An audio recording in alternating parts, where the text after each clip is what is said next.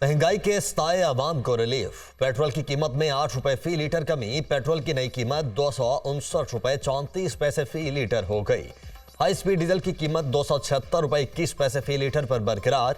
Light diesel और मट्टी के तेल की कीमत में भी कोई रद्दोबदल नहीं किया गया।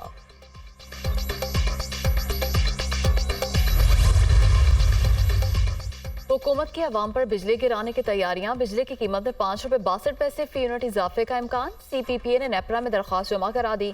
बिजली की कीमत में इजाफा दिसंबर की फ्यूल एडजस्टमेंट की मद में किया जाएगा। नेपरा में CPPA की दरख्वास्त पर 31 जनवरी को समाअत होगी।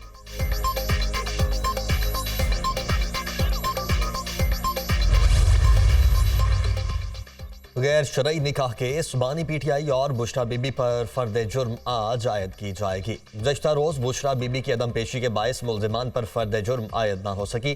सीनियर सिविल जज कुदरतुल्लाह ने अडयाला जेल में समाअत की। इस्लामाबाद हाई कोर्ट में बानी PTI और बुशरा बीबी के खिलाफ इद्दत के दौरान निकाह का केस। अदालत ने फर्द जुर्म आयद करने से रोकने की इस्तदा पर फैसला महफूज कर लिया। ATC में शेख रशीद के खिलाफ सानहा 9 मई के मुकदमात में अबूरी जमानत केस का महफूज फैसला आज सुनाया जाएगा। पुलिस की अबूरी जमानत खारिज करने की इस्तदा। शेख रशीद के वकला की मुखालफत। शेख रशीद का कहना है कि गिरफ्तार हो गया तो भी लोग कलम दवात को ही वोट डालेंगे। पुलिस गिरफ्तार करना चाहती है तो मैं और मेरा भतीजा जेल से इलेक्शन लड़ेंगे।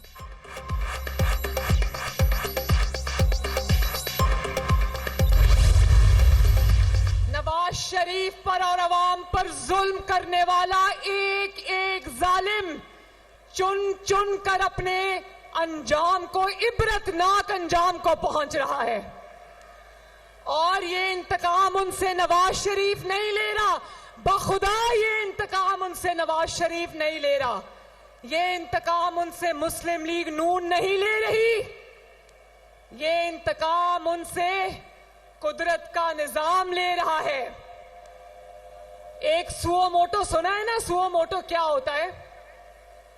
जब अदालत खुद ब खुद नोटिस लेती है किसी चीज का, तो कुदरत की अदालत ने पाकिस्तान के और नवाज शरीफ के साथ होने वाले जुल्म का सुओ मोटो ले लिया है।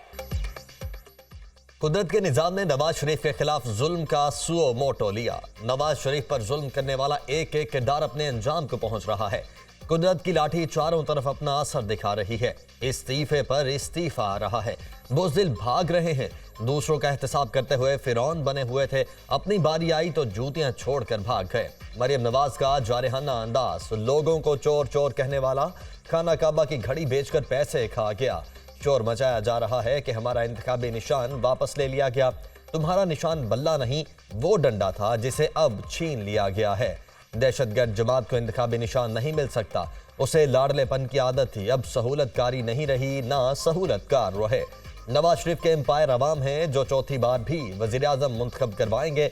जितने ठप्पे शेर पर लगेंगे उतनी तेजी से महंगाई कम होगी। मरियम नवाज का ओकाड़ा में जलसे से खिताब।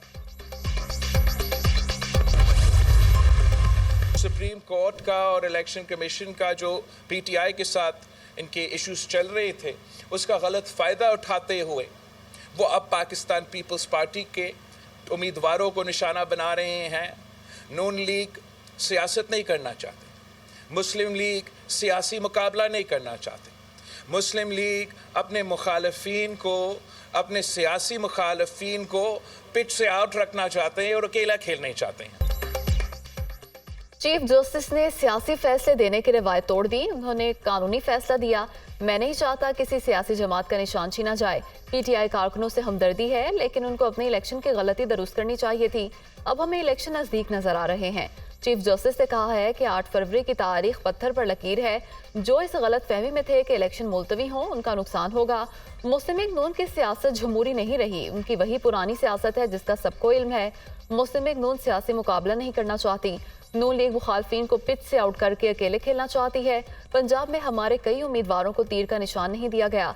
नून लीग के दबाव में आकर आरोस ने हमारे उम्मीदवारों को तीर के बजाय दीगर निशाना तलाश किए। हम इलेक्शन कमीशन से राब्ते में हैं और अदालत भी जाएंगे। Chairman people's party Bilawal Bhutto की मीडिया से गुफ्तगू।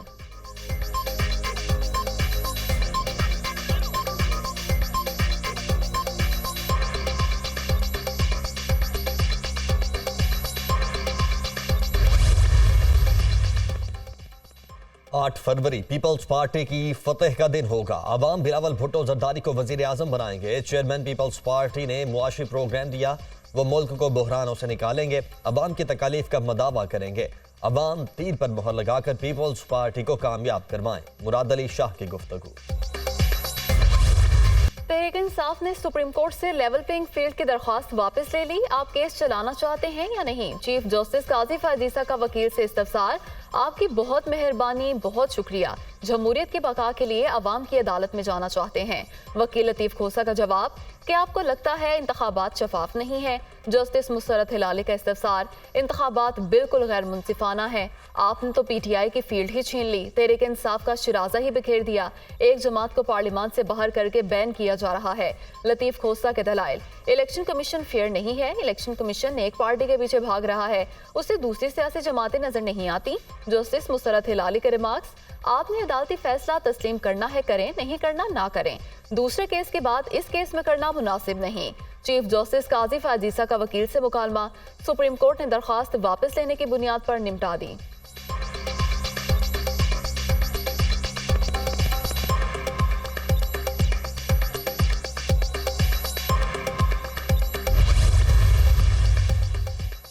अदालत हुक्म दे सकती है, हुकूमत नहीं बन सकती। हमारा काम इंतखाबात कानून के मुताबिक करवाना है। लेवल प्लेइंग फील्ड पर हमने हुक्म जारी किया था, इलेक्शन का मामला हमने उठाया। पीटीआई की दरखास्त पर 12 दिन में तारीख मुकर्रर की। चीफ जस्टिस काजी फायजीसा के लेवल प्लेइंग फील्ड की समाअत के दौरान रिमार्क्स, इलेक्शन कमीशन कहता रहा पार्टी इंतखाबात करवाएं, लेकिन नहीं करवाए गए। हमने बार बार कहा था कि इंट्रा पार्टी इंतखाबात का होना दिखा दें। आपको फैसला पसंद नहीं तो कुछ नहीं कर सकते। चीफ जस्टिस का वकील से मुकालमा, बैरिस्टर गोहर के मामले पर पुलिस एहलकार मुअत्तल हो गए। बैरिस्टर गोहर का कोई मामला रह गया है तो अदालत आकर बताएं। चीफ जस्टिस काजी फाइज ईसा।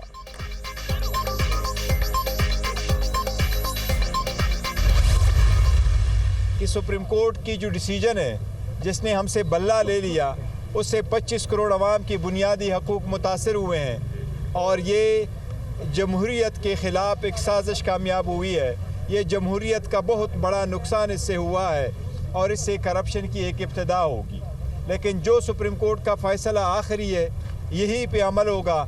लेकिन इस सिलसिले से हम रुकेंगे नहीं और न बॉयकॉट करेंगे। इंशाल्लाह हम फुली पार्टिसिपेट करेंगे। सुप्रीम कोर्ट के फैसले के बावजूद इलेक्शन का बायकॉट नहीं करेंगे, फैसले पर नजरसानी दरख्वास्त दायर करेंगे। सुप्रीम कोर्ट के फैसले से जमहूरियत तबाह होगी, करप्शन का दरवाजा खुलेगा।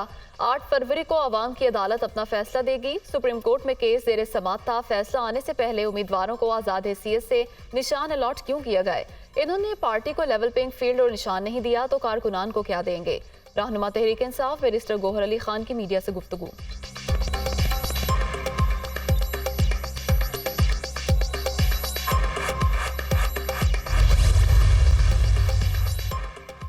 टिकटों की तकसीम पर मुस्लिम लीग नून में शदीद इख्तिलाफात। साबिक वफाकी वजीर मुस्लिम लीग नून पंजाब की नायब सदारत से मुस्ताफी। सुमेरा मलिक ने इस्तीफा मुस्लिम लीग नून के सूबाई सदर अनस नाउल्लाह को भिजवा दिया।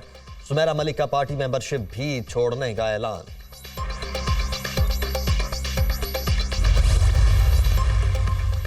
झूठ बोला गया कि महंगाई एहसन इकबाल ने की। पाकिस्तान की मईशत का बेड़ा गर्क बानी पीटीआई करके गया। दानियाल अजीज मुशर्रफ की काबीना में बड़े वजीर थे, उनकी जगह मैं मुशर्रफ के कौमी तामीर नो ब्यूरो का चेयरमैन होता तो इलाके की हालत बदल देता। दानियाल अजीज 8 साल मुशर्रफ के साथ रहा, उसका वक्त अब खत्म हो चुका। रहनुमा मुस्लिम लीग नून एहसन इकबाल की इंतखाबी जलसे से खिताब।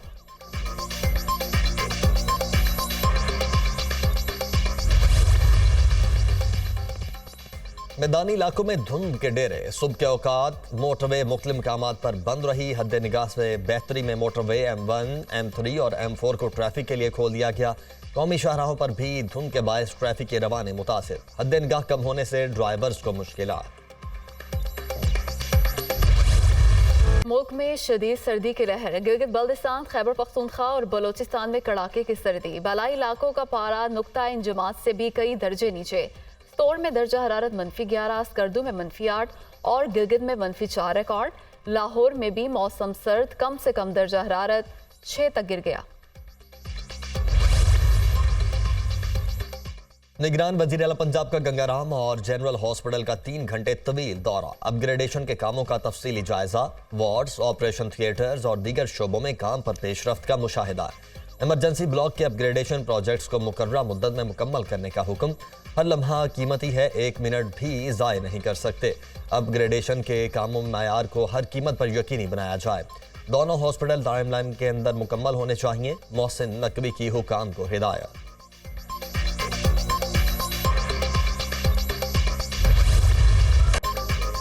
इसराइल का गजा में फलस्तीनियों का कत्लेआम, जनूबी, शुमाली और वस्ती गजा पर हमले, अस्पतालों, स्कूल और घरों पर शदीद बमबारी, मजीद 132 फलस्तीनी शहीद।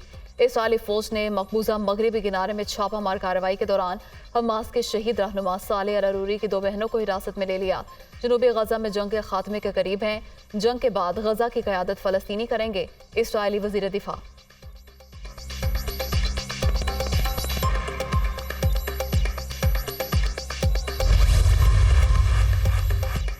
चीन का गजा बहरान पर बैनुल-अक़वामी अमन कॉन्फ्रेंस बुलाने का मुतालबा। चीन 2 रियासतों के हल पर अमल दरामद चाहता है। गजा में तनाज़ा मासूम शहरियों की हिलाकतों का बाइस बन रहा है। चीनी वजीर खारजा वांग यी की मिस्र में अपने हम मनसब के साथ प्रेस कॉन्फ्रेंस। गजा मसले का हल फौजी ताकत से नहीं निकलेगा। अमरीका और मगरिब को अपने मफादात सहूनी हुकूमत से नहीं जोड़ने चाहिए थे। गजा में अमरीका इसराइल की हिमायत करके अमन का मुतालबा नहीं कर सकता। अमरीका और बरतानिया को यमन के खिलाफ जंग रोकनी चाहिए। हौसी गजा में नस्ल कुशी रुकने तक इसराइली जहाज़ों पर हमले नहीं रुकेंगे। ईरानी वजीर खारजा।